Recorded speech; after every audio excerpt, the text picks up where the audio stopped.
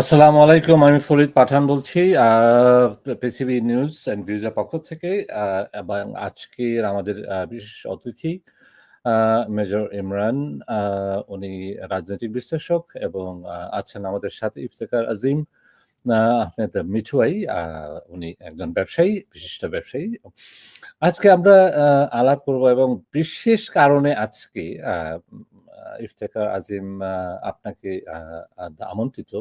তার কারণ বিভিন্নভাবে আপনি আ দেখতে পাচ্ছেন যে আমাদের আ টপিকটা আজকে কোরআন অবমাননা, অপূর্বকে স্থায়ী বহিষ্কার করল নর্থ সাউথ ইউনিভার্সিটি। আপনি তো কোনো একটা আমরা জানি যে আপনি এবং আপনার পরিবার এই নর্থ সাউথ ইউনিভার্সিটির সাথে উম আ যুক্ত আছেন। এবং এই নর্থ সাউথ ইউনিভার্সিটির প্রতিষ্ঠাতা আপনার বাবা ছিলেন আ ট্রাস্টি বোর্ডে। তো কেন বারবার এই নর্থ সাউথ ইউনিভার্সিটি ধর্মের উপর আসছে? ধর্মের আঘাত নিয়ে বিভিন্নভাবে আমরা শুনতে পাচ্ছি যে এইটা, তারপর আপনার যেটা বেশ বছর আগে ছিল যেটা হোলি আর্টিজনে, সেটাও নর্থ সাউথ ইউনিভার্সিটির স্টুডেন্টরা ছিল। ১ম এই আমি আসবো আপনার কাছেই।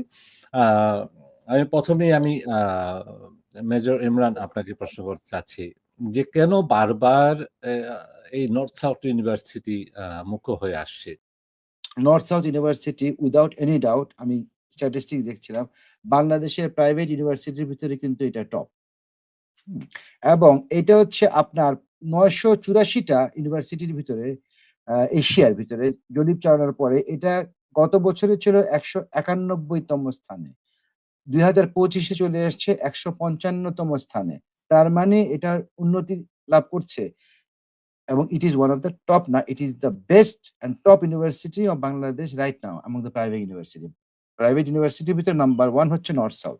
যে কেউ নর্থ সাউথ শুনলে কিন্তু আমরা গর্ব ফিল করি যে না আমাদের একটা ইউনিভার্সিটিকে আমরা এভাবে প্রতিষ্ঠা লাভ করাতে পেরেছি। এখান থেকে ভালো, ভালো স্টুডেন্টরা বিদেশে যেয়ে আমাদের জন্য গর্ব বয়ে নিয়ে আসছে। ঠিক আছে? এখন আরেকটা জিনিসে আসছি যেটা আপনার প্রশ্ন ছিল। অপূর্ব পাল এই ব্যক্তির নাম না? Student age 23 years old. আমি এটা কিছুক্ষণ মানে বিকালের দিকে একটা ইয়ে পেলাম যে, আমরা বাবা তোমার দরবারে সব পাগলের মেলা। হুম? ইউনিভার্সিটির ইয়ে দিয়ে এবং স্টুডেন্ট দিয়ে সবগুলো দেখাচ্ছে মিডিয়ার ইয়ে। অপূর্ব পাল ফুল টাইম স্টুডেন্ট কিসে ছিল নর্থ সাউথ ইউনিভার্সিটিতে? He was the student of media and journalism wing. তাহলে আমরা যারা টক শো করছি আমরা তো মিডিয়াতে আছি। তাহলে আমরা পাগল? আর আমাদের যারা সাংবাদিক ভাই বোনেরা আছে তারাও পাগল? হুম? কাকে কি বুঝতে চায়? এটা তো ইজিলি বুঝা যায়। এটা তো একেবারে সংস্কৃতে আছে না? জলবৎ তরলং, পানির মতোই তরল। যে আসলে দুর্গাপূজার সময় কোনো ঘটনা কেন ঘটলো না? সেজন্য পার্শ্ববর্তী দেশের কোনো একটা ষড়যন্ত্র তো অবশ্যই আছে। তা নইলে এরকম করে এ কোনো দুঃসাহস করবে না একটা ইউনিভার্সিটির। এই ইউনিভার্সিটি কিন্তু আমি গত মাসে ঘুরে, ঘুরে এসেছি। হুম? আপনি জানেন আমার বাবা ইন্তেকাল করেছেন এবং ইন কোর্স অফ টাইম এবং ১ থেকে ১.৫ মাসের ভিতরে ওই বোর্ডে কিন্তু আমাকেই ডাক দেওয়া হবে, আমাকে বসতে হবে ইনশাআল্লাহ। অ্যাকর্ডিং টু সাকসেশন ল এবং ওদের যে কনস্টিটিউশন আছে নর্থ সাউথ এর সে অনুযায়ী আমাকে বসার কথা। এবং ইনশাআল্লাহ আপনারা দোয়া করবেন যেন আমি বসে এটা সুচারুরূপে পরিচালনা করতে পারি। কিন্তু কথা হচ্ছে ওখানে সে যে গীতাটাকে মানে সরি কোরআনটাকে এভাবে ইয়ে করছিল, ইয়ে যে বললেন ইমরান ভাই গীতা। আমরা কেউ বাঙালিরা অন্য কোনো ধর্মের কোনো কিতাব নিয়ে এভাবে করার চিন্তাও করতে পারি? এটা তো আমাদের বাংলাদেশীদের মাথার ভেতরে আসে না। আসে কোন দেশের পার্শ্ববর্তী আপনারা চিন্তা করে দেখেন। ধর্ম ছাড়া কি ধর্মকে অবমাননা করা ছাড়া কি ওদের কোনো কাজ নেই? বা ওদের চিন্তাধারা কি সুস্থ হবে না? আপনি মার্কিন যুক্তরাষ্ট্রের নাগরিক। আপনি যে বলেন, "In God we trust" কোথায় লেখা? মানিতে তাহলে? উঠাতে পারবেন আপনি? উঠাতে পেরেছে? ব্লাসফেমি ল কোথায় নেই? ব্লাসফেমি ল নেই ধর্মকে অবমাননা করার ল তো আপনার ইউকে তেই আছে। ব্রিটিশ এম্পায়ার এ এখনো রয়ে গেছে ইনট্যাক্ট। সেটাকে আপনি সরাতে পেরেছেন? পারেননি।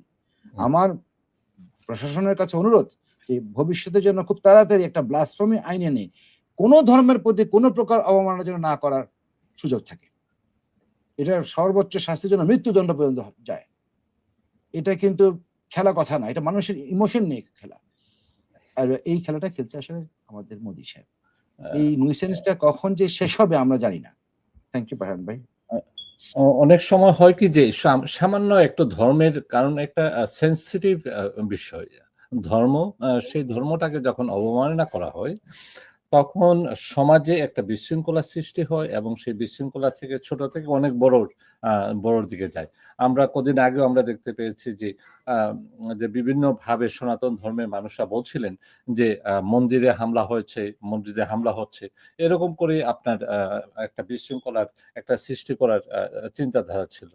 তো এখন আমরা কেন এই ইসলামকে নিয়ে আবার একইভাবে আপনার সমাজে বিশৃঙ্খলার সৃষ্টি করতে যাব?